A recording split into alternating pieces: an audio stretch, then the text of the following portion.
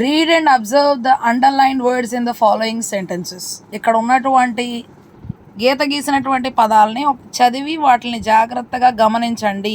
In the following sentences, ఇవ్వబడినటువంటి వాక్యాలలో ఉన్నటువంటి పదాలని గీతలు గీశారు కదా, సో వాటిని చదివి గమనించండి అని చెప్తూ ఉన్నారు.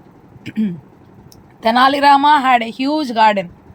తెనాలి రామ కంటే చాలా పెద్ద తోట అనేటువంటిది కలిగి ఉన్నాడనమాట.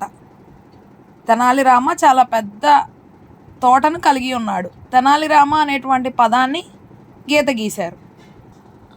He was a court jester in the court of king Sri Krishnadevaraya.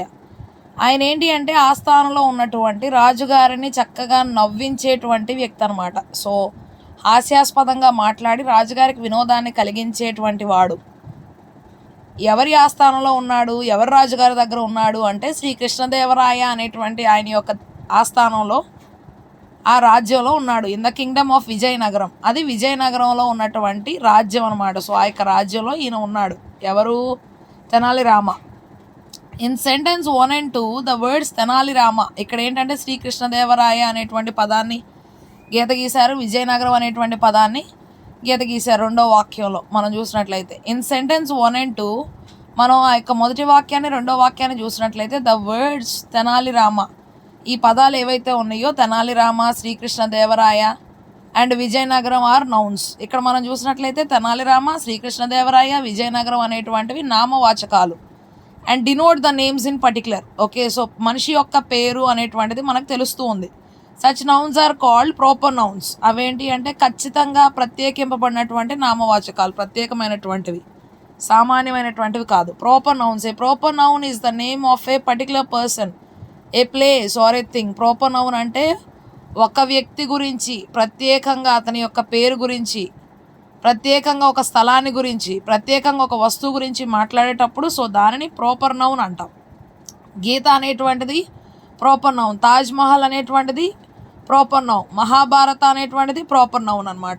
స్పెసిఫిక్గా చెప్పేటువంటి దాని గురించి, ప్రత్యేకంగా చెప్పేటువంటి దాని గురించి అనేటప్పుడు మనం ప్రాపర్ నౌన్ అంటాం. Read and observe the underline words in the following sentences. మళ్ళీ ఇక్కడ కింద ఇవ్వబడినటువంటి వాక్యాల్లో గీత గీసినటువంటి పదాలను చదివి జాగ్రత్తగా గమనించండి అని చెప్తూ ఉన్నారు. The thieves rush to the well to draw water. Okay, so దొంగలు ఏం చేశారు అంటే గబగబా బావి దగ్గరికి వెళ్ళి నీళ్లు తోడాలి అని చెప్పి చూశారనమాట. థీవ్స్ అనేటువంటి పదాన్ని గీత గీశారు. వెల్, బావి అనేటువంటి పదానికి గీత గీశారు. వాటర్, నీరు అనేటువంటి పదం. థీవ్స్ అంటే దొంగలు. In the above sentence the words thieves, water, well denote nouns. Okay, so ఇక్కడ మనం చూసినట్లయితే దొంగలు, నీరు, బావి అవి కూడా నౌన్సే. And are the names in general, కానీ అవి ఏంటి అంటే సామాన్యంగా చెప్పబడేటువంటి నామాలు అనమాట, అంటే పేరులు. Such nouns are called common nouns. ఇవి చాలా సామాన్యమైనటువంటి. దొంగలు ఉంటారు, నీరు ఉంటుంది, బావులు ఉంటాయి. మనం ప్రత్యేకంగా ఒక బావి పేరు చెప్పట్ల, ప్రత్యేకంగా ఒక దొంగ పేరు చెప్పట్ల, ప్రత్యేకంగా ఒక ప్రాంతంలో నీరు గురించి చెప్పట్లేదు. Common noun. A common noun is the name of any person, place or thing that is of a common kind. Common noun అనేటువంటిది ఏంటంటే ఏ ఒక్క వ్యక్తి పేరైనా అయి ఉండొచ్చు, ఏ ఒక్క వ్యక్తి అయినా అయి ఉండొచ్చు, ఏ స్థలమైనా అయి ఉండొచ్చు, ఏ వస్తువైనా అయి ఉండొచ్చు. అది చాలా సామాన్య రకమైనటువంటి దాని గురించి చెప్పేటప్పుడు కామన్ నౌన్ అంటాం.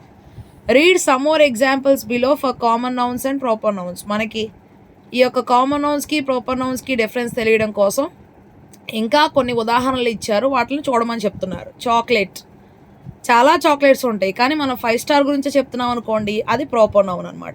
కార్, చాలా కార్స్ ఉంటాయి కానీ హోండా కంపెనీ గురించి, ఆ కంపెనీ కార్ గురించి చెప్పినప్పుడు.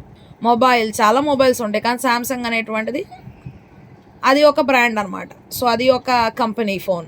గర్ల్, రజియా. మ్యాన్, సుందర్.